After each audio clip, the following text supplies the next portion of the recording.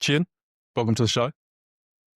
You're about to attempt something insane, 850 kilometres on a treadmill over 7 days to raise money for mental health. Tell me about your story. So yeah, it was never really about a world record at the start. So a bit of like my backstory is, I came over here when I was 2.5, adopted, didn't really know who I was or what family really was, because usually everyone around me was, it's like blood is like, that's your family. But then I started to realize like, that's not always the case. It's always the people that look after you and actually love you. That's what family is. Could be friends, family, whatever it is. And about when I was 16, my parents divorced. And then I always thought like, if my own dad that sort of like adopted me didn't like want me, then who would? And then I went down this sort of rabbit hole at school, just trying to do these sorts of things, like got into the wrong crowd of doing drugs, alcohol, and fell down that rabbit hole of always trying to show people or be in the spotlight in the wrong way. And yeah, went down that hole of just doing drugs, alcohol every single day. Went in and out of hospital, then just wasn't really happy and just didn't know what life was really like. And then I found sort of Happiness Co., which is the foundation I'm doing it for. Then Julian met up with me at a coffee shop and helped me get through these sorts of challenges. You mentioned kind of you fell into drugs. Was that something that was probably more around your peers, or was it a group that you found because of the things that you had went through? It was more my peers, but there was always an underlying issue that I found about like 3 years ago, was that my actual parents gave me up because they were both heroin addicts. So I kind of felt that was the sort of connection of getting back to my actual parents. But then it was also my peers that kind of was like, let's just try weed for the first time. Then tried that for the first time, like, oh, that kind of made me, it kind of filled like a void that I was avoiding for so long. Mm. What do you think was missing from you? Was it just that sense of belonging, sense of family 100%. that made you fall into that? 100%. Yeah. That was the number one thing. Yeah. Just didn't know who I was and didn't feel like I belonged anywhere. Mm. So you're saying you don't know who you were. How have you kind of adapted and grown to learn to almost care for yourself now and move forward from that? What's kind of been the mental shift? So the number one shift that I know was when I went to rehab.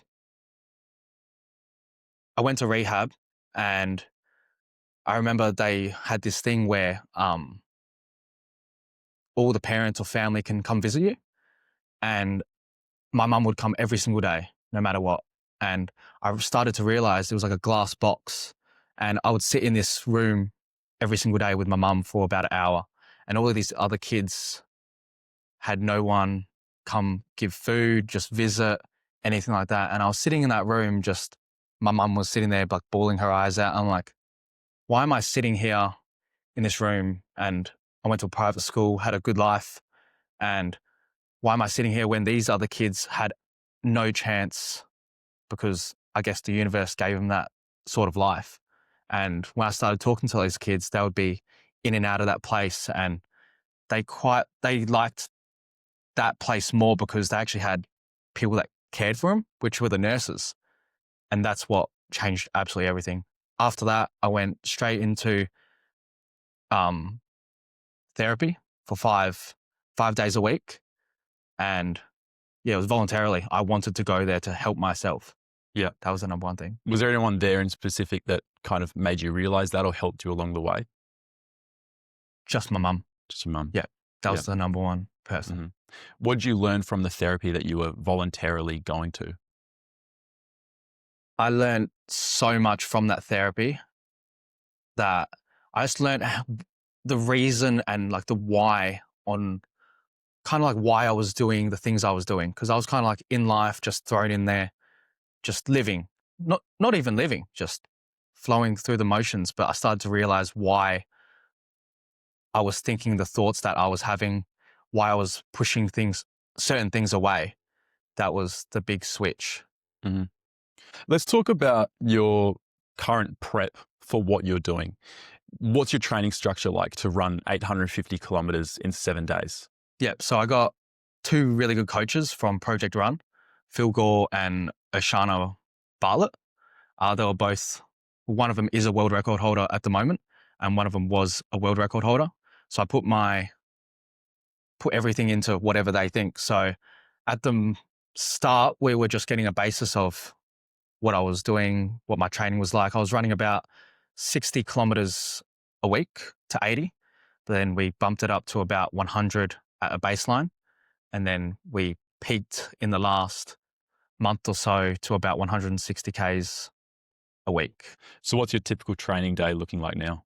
So typical training day is just, we're kind of like a strength block, just getting those legs nice and strong to get ready for, we're about 4 weeks out. So 8 kilometers to 15 kilometers every second day while hopping on the bike. That's the main thing now. I've seen on your social media, you've mentioned visualization and meditation a lot. How have these helped you with this challenge? I believe that is the number one thing. Running aside, running is a big thing in it, but if you don't have your mind right, you're not going to achieve anything really in life, especially with something like this. I got called being crazy, being delusional about this whole challenge. But once you have this, say, delusional belief in yourself, you can achieve absolutely anything, but also train hard and work hard towards that. And I sit in the car a lot of times just for hours, just visualizing how it's going to happen and getting into this sort of meditational spot where I can just not really be there, but just within myself. And I've achieved that while running too. So a lot of people say, oh, don't you want to listen to a podcast or go look at the cars or watch a movie? Because you could watch a whole Netflix show with the amount of hours that I run.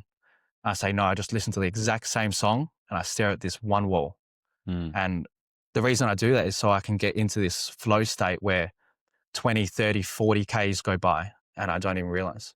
It's crazy how our brains just work to be able to block things out and just continue going on. 100%. But I think like what you mentioned there is like, you are willing to take a chance on yourself to do this. You're putting yourself to a higher standard to actually perform, and you're really just using the power of your mind to get that. That's amazing. I was literally having a thought about this morning on the way to the car of just taking chances on yourself. Like, for obviously what you're doing is absolutely amazing, like running 850 kilometers in 7 days. Like, I couldn't imagine even trying to attempt that. Right. Yeah. My current challenge right now is putting myself out there, putting myself on social medias, right? I've just finished my master's degree and I kind of went, well, what's the safe option, right? The safe option probably for you is don't run. Yeah. Right. For me, it's going and working in a clinic. Yeah. Right. That is the safe option. The dangerous option is putting yourself out there, putting yourself up to a higher standard, allowing others to kind of look at you and perhaps even judge you. Yeah. But I had the thought, like, if you bet on yourself and you take the dangerous route and you fail, that safe option's still there. Yeah. Like, if I fail at this, I work at the clinic. Yeah. But if I bet on the safe option and I succeed, I work at the clinic. But it's always, this is another thing, is what is your perception of failure? That's another thing that I think about a lot. It's not that you actually fail. I believe failure is when you stop. Yeah. Not the speed bumps that happen or people doubting you. That's not failure. I believe failure is when you actually stop and say, I cannot do this anymore. What did you have to go through to learn that? There was so many things that kind of led up to that sort of spot. First was the drug addiction, going in and out of hospital, kind of like, wanting to kill myself. I voluntarily said that to my mum when I was in the hospital, and that one sticks in my mind a lot. Another thing was when I got arrested, just hanging around the wrong sort of crowd. And I was lucky enough that everything got dropped, and then started to realize that. But then I had a girlfriend for about 3 years. Then we broke up, and then I think that was the main one, because after that, after I had a girlfriend, all my happiness kind of like depended on that person. And then once we broke up, I was like, oh, what do I do with all my time? And that's when didn't start running at that time. But at that time, I was like, I want to do something uncomfortable. And I started to be very present within my mind. And I started to realize, like, once I felt an uncomfortable situation or uncomfortable thought in my head, I'd go ahead and do it straight away. So it started from just going to the beach by myself. That was so uncomfortable to me. Just people looking at me like, why is this guy at the beach by himself? Going to cafes by myself. It all started from there. And then it started going into running. Then it was like first 5K. It was horrific. Calves cramped up. Everything just started cramping. I was like, oh, this was the first time I felt sort of, not failure, but I felt something hard. Then I moved up to 10K, then did my first half marathon and just kept going until the ultras. And I believe there's no limit. Yeah, you mentioned being by yourself. Do you think we as humans now struggle to be by ourselves? 100%. 100%. A lot of people just rely on people. And I see it a lot with my friends, especially. It's like they will always ask someone to go to the gym, but if they don't go, they don't go. So I see it a lot. They just believe like that they need someone there. But realistically, you need to learn how to love yourself and be in your own company before you can ever give that to anyone else. I guess that's what builds a really strong community. Is one, obviously a community is fantastic. That's probably the one thing that's going to keep someone adherent or keep people coming back to exercise or healthy habits or anything, promoting yourself, becoming better at something. But I guess as an individual, if you're not developing yourself and then bringing something better to that community, I think that can be just as big as a downfall as isolation. Yeah. Because it's like you are not personally working on yourself in order to improve this community. Yeah. If you have a bunch of people around a table and you are all doing something different, but then come together to have one common goal, yeah, I think that's where true success can be built. 100%, because I say this to a lot of my friends, you are a product of your environment. And I was a product of my environment when I was down on that other side. I was just becoming one of them. But now I've started to surround myself with like-minded people. For example, I go to the sauna that is 30 minutes away. There's plenty of saunas that are 2 minutes away. But I go to this one place that I go to and it's just surrounded by triathletes, swimmers, runners, just people that believe that health is their first thing. And that's why everyone goes to the sauna. No random guy off the street will go to the sauna because, oh, I like this. But I like surrounding myself in that sauna and just having great conversations like this. So I guess it's birds of a feather flock together, right? Yep. If you want to run fast, you have to run with people that are faster than you. Yep. You have to adapt to that environment. I love that. Talking about your training and embarking on this goal, you're doing crazy numbers at the moment on the treadmill. What's the toll on the body like? What's the worst it's been, and then what's it like now? The worst it's been, I've never had a serious injury, just tendon sort of issues, just overuse. And that would play on my mind a lot. But then a big thing for me was learning how to just recover. And that's why I just go to the sauna. That's my recovery, or just sit on the bike. The biggest thing for me was, not learning how to just sit down and do nothing, because my brain is just going. Like, I feel like I need to do more, but I've learned a lot from just overtraining and just needing to calm down. That's what I've been doing for like the last few weeks. I think that's the main struggle with a lot of young athletes, is just not knowing when to stop.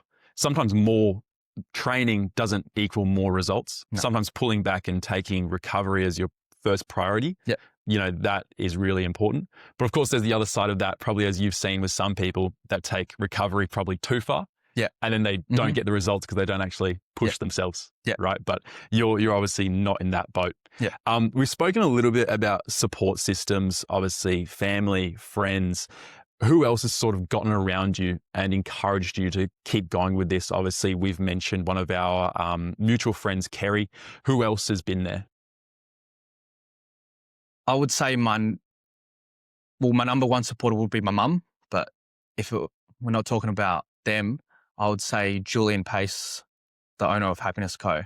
He was the one that kind of took me in when I was going down that rabbit hole. And I came back to him this year with the idea of I want to go run for a world record. Yeah. Talk to me about Happiness Co. Yeah. So Happiness Co. I remember Julian did a workshop at my mum's work, and my mum was like, I need that man to see my son, because that's when I was down in that sort of realm. And I remember I went to his first ever workshop, and after the whole workshop finished, he was like, I just want to give a special thank you. And I had no idea, but Georgina, which is my mum, has just brought her son, youngest person here, brought me up to the front of the stage, did a little talk. And I felt like that changed a lot, because that was the first time I ever felt seen. And kept in contact with him for a bit, went to schools to talk about mental health for a while, to year 11s and 12s. And then for a while went and did my own thing, but then came back to him, and he loved the idea. I said, I want to try raise $100,000 for mental health.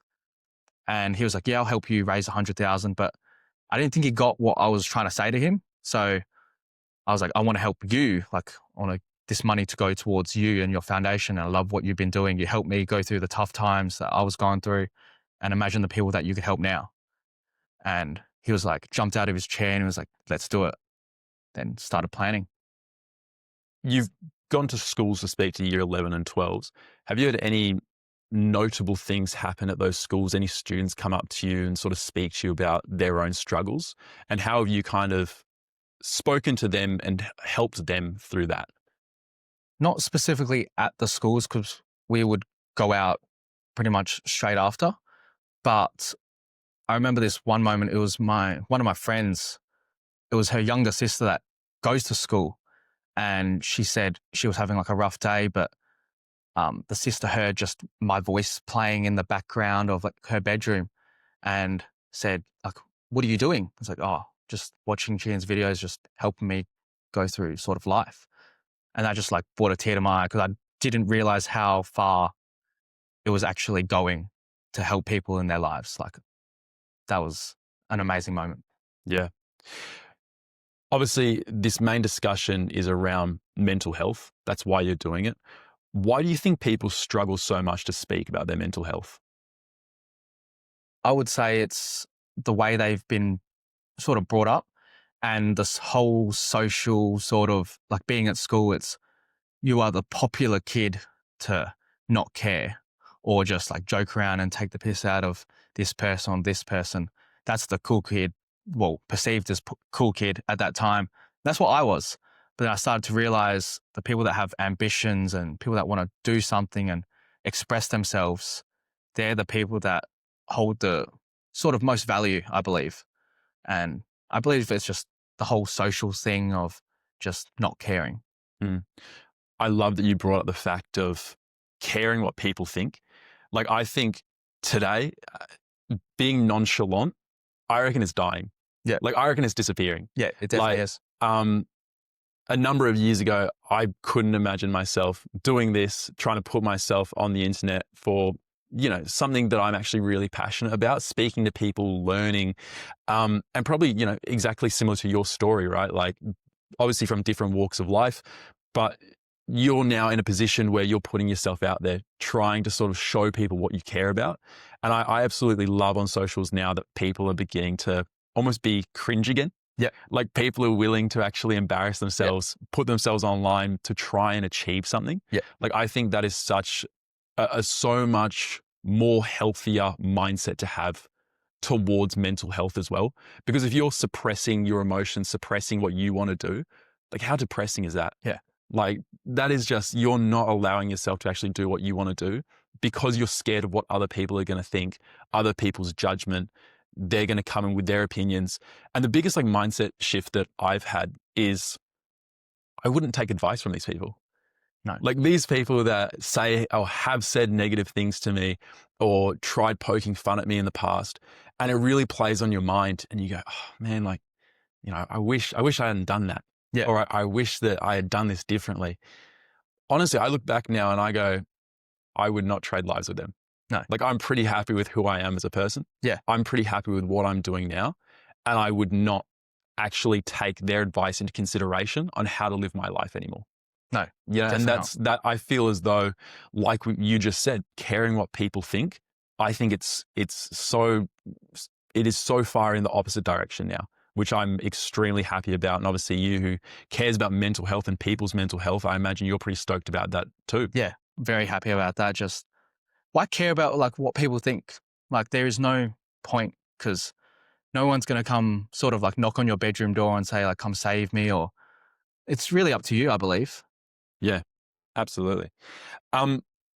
Obviously we're on a podcast. What would your message be to someone who is perhaps struggling with that right now of, I'm scared of what my friend group is going to think if I try and put myself out there or try to embark on a challenge and fail, right? You brought up what your idea of failure is earlier. What would your message be to them? My number one message would be, and this is one that I say to myself every single day in the car, on the way here, every single time, is forget about the thief in that alley that is after your purse. What about the thief in your mind that is after your promise?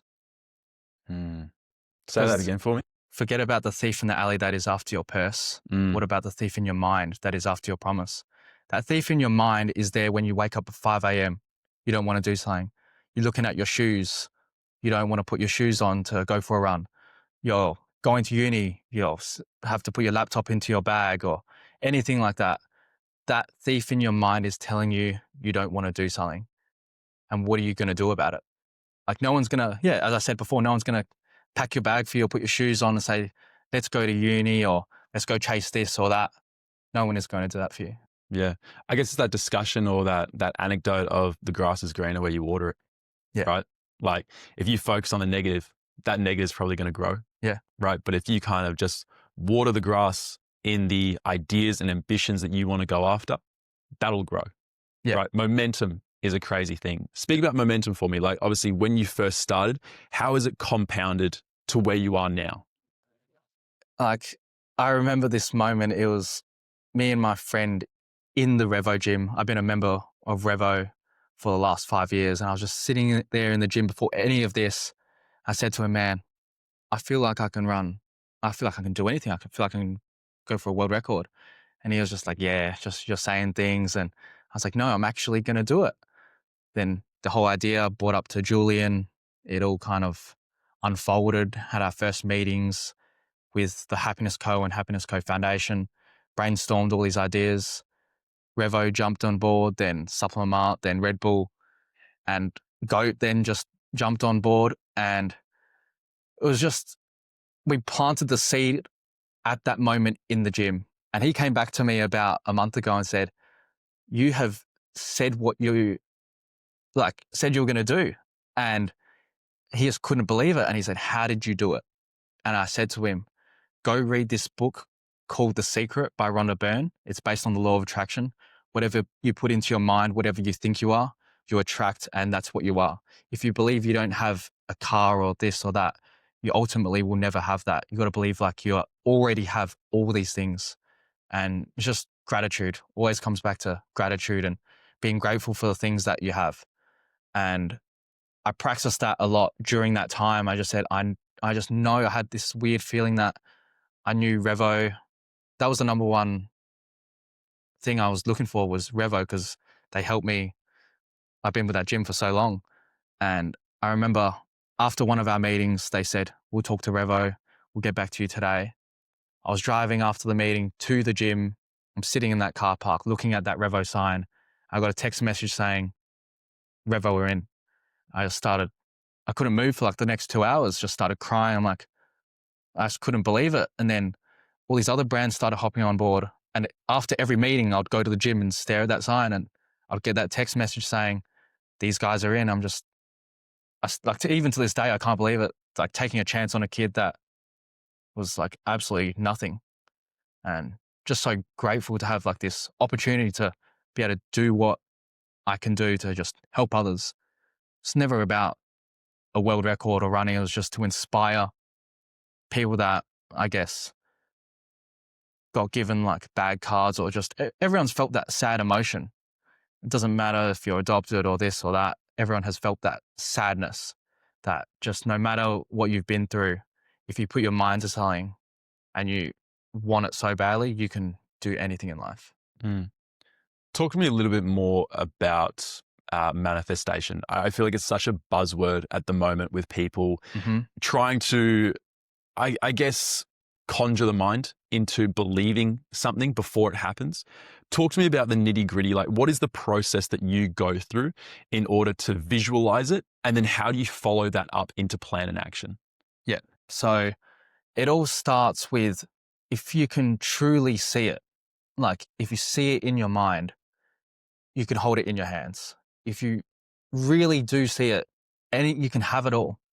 And it all started from me just listening to these same audios, these sort of motivational law of attraction audios every single day in the car, in the gym. And it slowly entered my subconscious mind. So just things that I would think, it would just be those quotes and it would just keep coming into my head.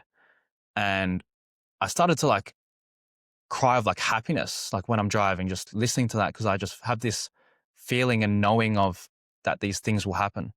And the number one thing is believing in yourself. Because if you say you can't do it, there's two people.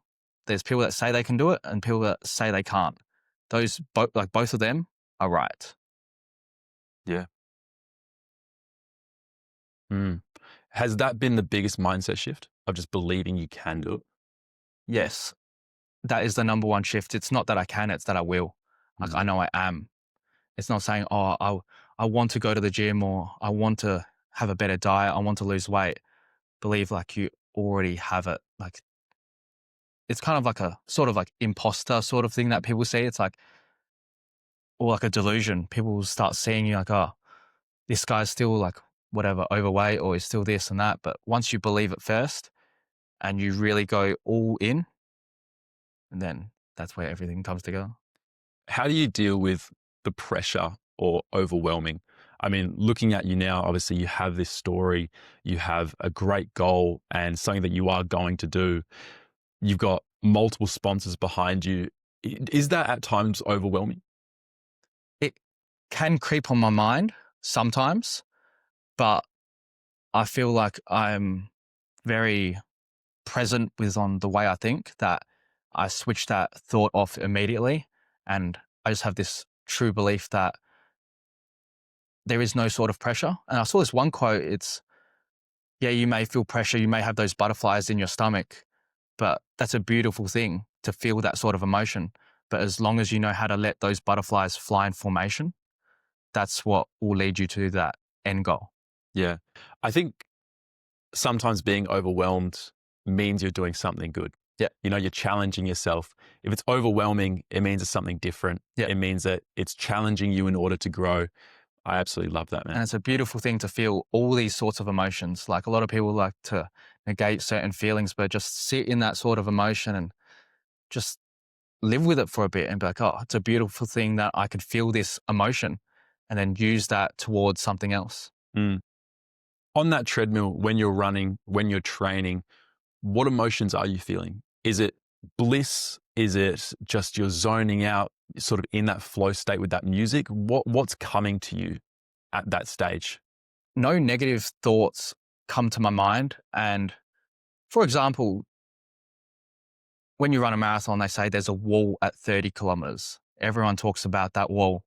But I had this crazy realization on one of my 100-kilometer runs where I just had this belief and knowing that it was already done in my head, that 100K, and that wall never came at all. It was just flowing, just moving the legs, letting it sort of tick over. And where my mind sort of went was I was just so grateful and I just felt like euphoric that I just knew this moment was going to come. And I've trained so hard and no one was there for that 100K run. No one was saying, oh man, you got this or anything like that. It was just me. And I just love how I did it for myself, but also keeping in mind that the reason why is a much bigger picture than even myself. Mm. Just to pull it back, I just want to pinpoint on something that you said. You said when you were running, right? You're by yourself running that. And previously we spoke about people judging or people, you know, that we want to fit in with others. But I just think it's beautiful that you've just said, well, when I was running, I'm alone. Those people aren't there. it's you. Yeah. You're the one doing the work. You're the one putting it in. And in that moment, it's just you and you, I right? love You it. don't care what other people are thinking. Yeah. You were there by yourself, putting in that work for betterment for you. And then also now benefiting a fantastic charity and a fantastic cause. Chiyin, where can people follow your journey and support the cause? So you can find it on my Instagram at Chiyin Reynolds on Instagram, or my website, Chiyin Reynolds. If you just look it up on Google, it'll come up with the donation link and the website and my whole story behind it. Lovely, man. Thanks for coming on. No, thank you. Easy.